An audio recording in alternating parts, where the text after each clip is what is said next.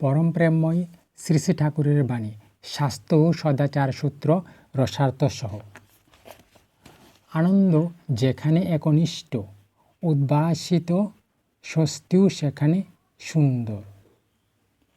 তাৎপর্য: আ উপসর্গের অর্থ সব দিক দিয়ে সুসংগত রূপে এবং নন্দ শব্দের অর্থ বিস্তার।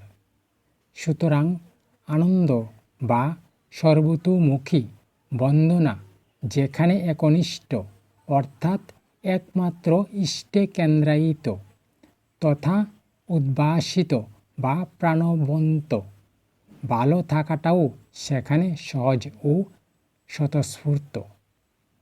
বন্দে পুরুষোত্তমম।